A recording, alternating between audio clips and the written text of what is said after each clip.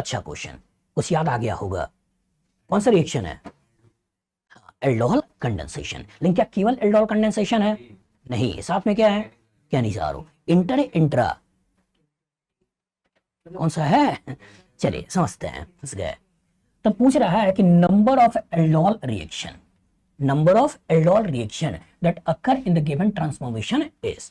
तो सबसे पहले क्वेश्चन यही आया कि एल्डोल रिएक्शन ये क्या होता है, क्या बोलोगे? गुड, आगे। हाँ, वो तो तुमने लास्ट में पहुंचा दिया, बस यहाँ पे तो कंडेंसेशन वाला हो गया, बीच वाला भी कि एल्डिहाइड और ketone having alpha hydrogen on treatment with base first give beta hydroxy aldehyde और ketone which later loses water molecule to give alpha beta unsaturated aldehyde or ketone as a product. Reaction is called as aldol condensation. लेकिन क्या उसने यहाँ पे condensation बोला है, aldol reaction बोला है?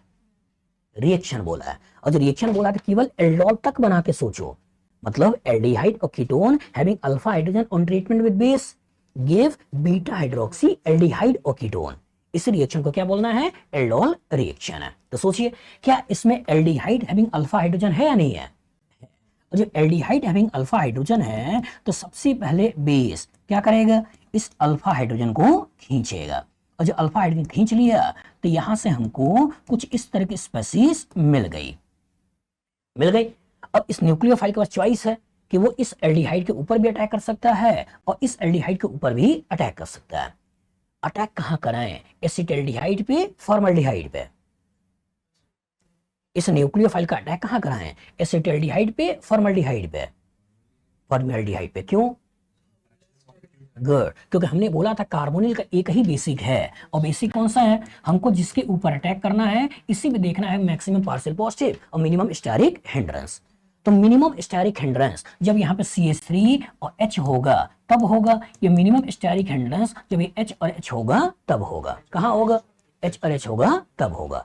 तो जब इन दोनों में अटैक करने की पॉसिबिलिटी है तो यहाँ अटैक करना है, ना कि यहाँ अटैक करना है।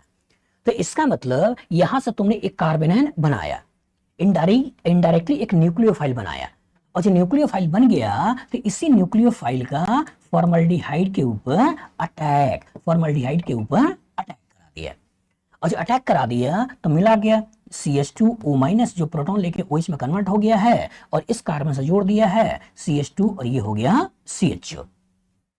तो क्या ये बीटा हाइड्रोक्सी एल्डिहाइड है या नहीं है? ये हो गया आपका 0, ये हो गया अल्फा, ये हो गया बीटा, तो बीटा हाइड्रोक्सी एल्डिहाइड हो गया।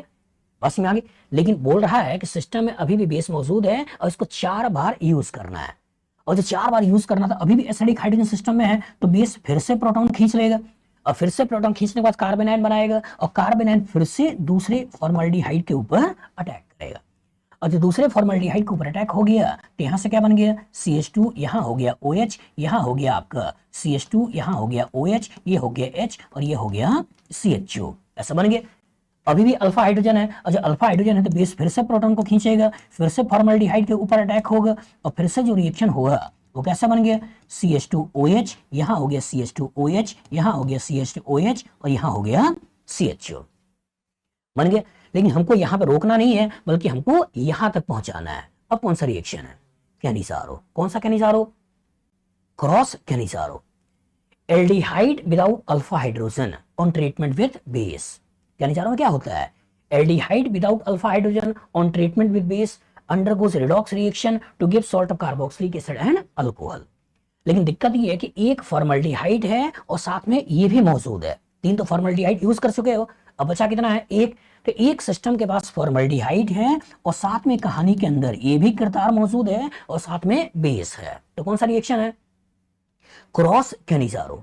और जो क्रॉस कैनिसारो होगा तो जहां स्टेरिक हिंड्रेंस कम है इसी के ऊपर न्यूक्लियोफाइल अटैक करेगा, और ये हाइड्राइड के रूप में इसके ऊपर अटैक करेगा, तो इसका हमेशा क्या कराते हैं? ऑक्सीडेशन, और इसका क्या कराते हैं? रिडक्शन। तो इसका अगर मैं रिडक्शन करा दूं तो जो हमको चाहिए था वो हमको मिल गया या नहीं? मिल गया या नहीं मिल गया? मिल गया। तो इससे इसके बनने में कितनी बार एल्डोल हुआ है? 3 बार।